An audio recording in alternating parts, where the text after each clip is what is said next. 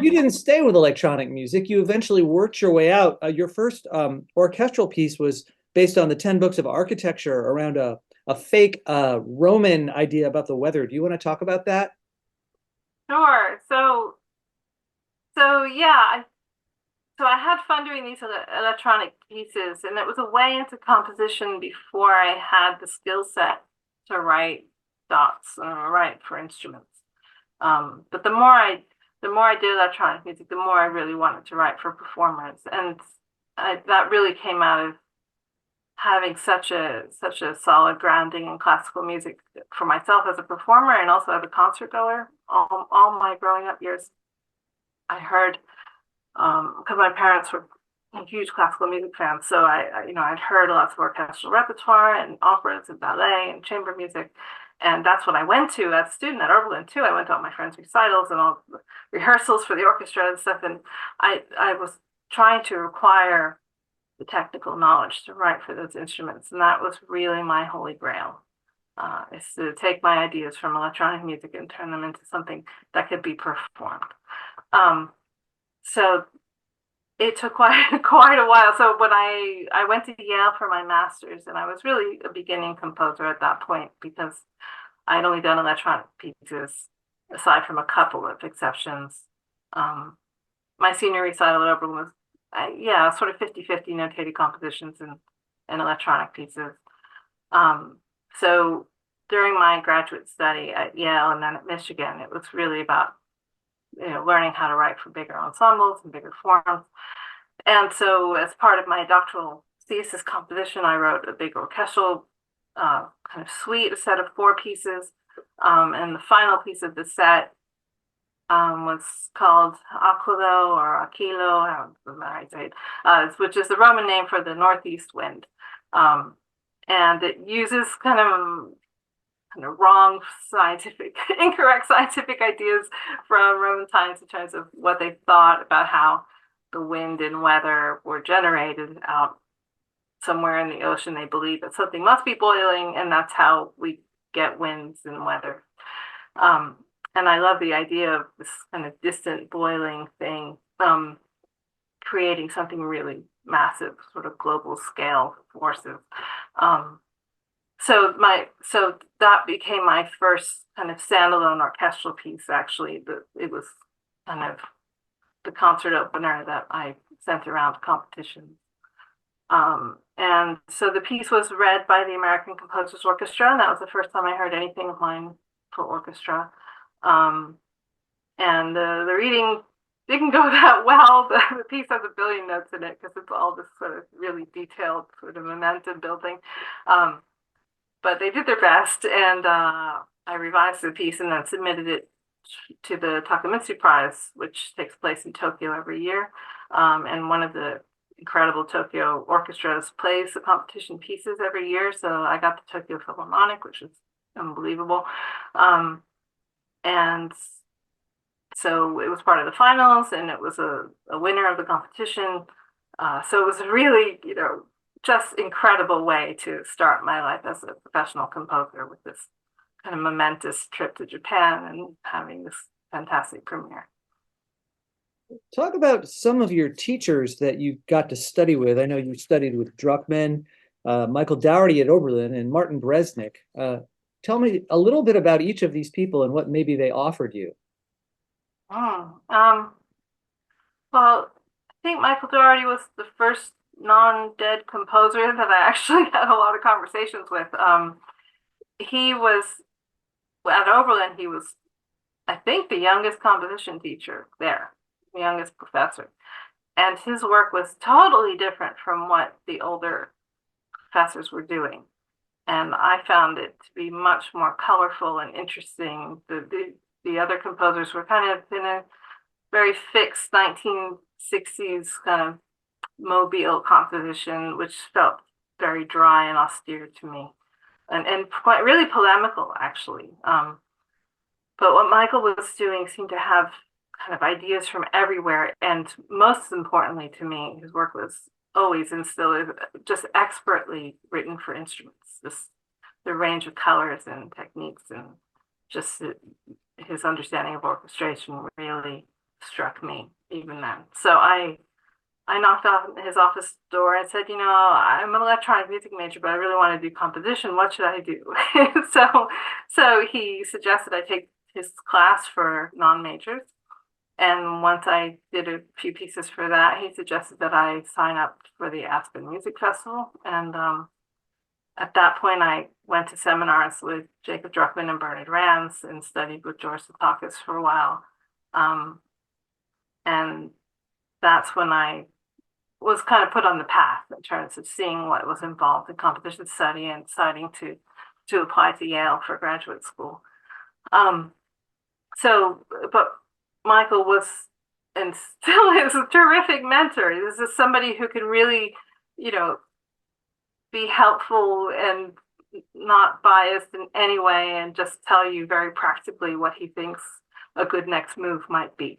And, it was just so helpful to have a composer who was, just the next generation above mine, as opposed to being kind of granddad level, who could advise on which festivals to try for, which places to apply to, and that kind of thing. And he's really been a great mentor and friend ever since, which is just lovely. It's been a lot of years now. So,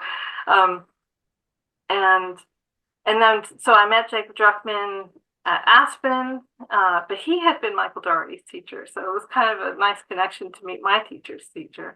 I found Jacob Druckmann to be very kind of taciturn and sort of intimidating, but I was so impressed again by another magnificent orchestrator of a very different style. Michael's music's more postmodern, Druckmann's music was more mainstream modern, more like Barrio. And I grew to love that particular style much more for myself developing. And with Druckmann, he would talk about Ravel, we would just go crazy about Ravel's orchestration and things like that. So I had a real kinship with him musically. And then Martin Breznik was his opposite number. They were kind of good cop and bad cop. Not that either of them were bad, but Martin was so friendly and Jacob was a bit harder to kind of get to know, but they were a great team as composition teachers and leading our seminars at Yale. It's so different from each other. Martin was a Ligeti student. They had a lot of common ground, but very different ways of sort of explaining and discussing things. And the result was for our class at Yale, which had a lot of very successful composers, there was a real sense of freedom, like rigor, but freedom. And it was sort of very aware, but not polemical. People were doing lots of different things. So it was a terrific place to really get my start professionally as a composer. You have often been a voice for women composers in terms of not being heard and making sure of all generations of hundreds of years of women composers whose voices have not been heard. We haven't yet heard about the women composers that have inspired you and perhaps gave you any guidance in being a woman composer, which is a different thing from being a man composer in some sense. Yeah, tell me about it. Well, I didn't meet any women composers until a little bit later. When I got to Yale, finally, the guest for one semester was Betsy Jolas, and the guest for another semester was Tanya Leon. And they were both just such powerhouses in incredibly different ways. And I think maybe for young women coming up in the arts, maybe more experienced women intimidate them even more. It's kind of like teenage girl and her mom kind of thing, where as a young woman that older woman's gonna really, keep you on your toes. Anyway, so I did find them both really impressive and maybe intimidating and not wanting to disappoint. It was kind of, I felt like I was just starting. But I had certain commonalities with both of them. I mean, I grew up in Miami and New York, but with a kind of Latin American connection and interest. And Tanya Lena's music is very much about that.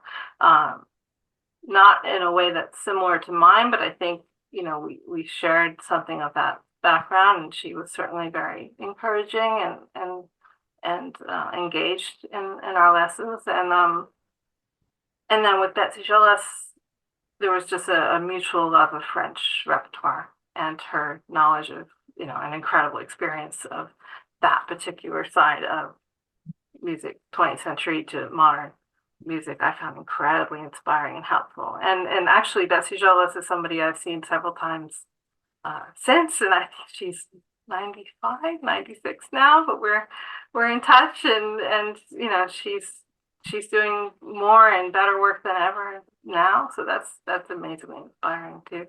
But certainly it wasn't the women I met first, and I was very fortunate to have such positive experiences with the male teachers I had, because they were much more common than the women. It's 1 in every 10 or 1 in every 20 you're going to meet, in composer world who are women. It's getting better, but it's a slower pace than we like, I think. Do you think the male composers you worked with, were they sort of in their own privilege in terms of composing when they dealt with you, or were they aware you were going to have a harder time of it, or did they take you into account as a woman when they taught you? Interesting. Sometimes, but I think for my generation, there was this pressure, as with older generations, of just needing to prove yourself despite being a woman. And I certainly had not my really great teachers, but other people who would say things like, "Oh, you're a good composer, even though you're a woman," like, or that was a good piece for a woman, But it was more just the environment. And Yale was different because it was the only place where there were maybe 3 women in our class, 3 or 4.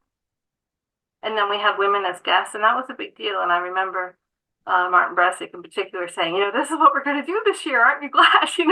And I was kind of shocked, but I did appreciate it. But that was kind of the only time. I mean, everything else I did, every class, everything, it was me and 10 guys, me and 20 guys all the time. And that was the case, all the time. I mean, almost every panel I've been on, it's been me and a bunch of guys. I mean, I have a young son now, and he, I've shown him pictures of various things that I've done. And he always says, "Mom, it's just you and all these guys." It's like, that's sort of what all the pictures show. So that it's a nice thing that that's changed, but I think there was a feeling, in the decades or two when I was coming up, that if you did things that were just for women, they were extremely marginalized. And if you were really serious about your professional prospects, you didn't want to be marginalized like that. So, I didn't send pieces to women's competitions, for example, because I wanted myself in with the men's. I didn't want to be put in a different category. It's so great that that's changed, and that it really makes a difference. But it's hard when you're coming up and you just you want your work to develop and get out there. You don't,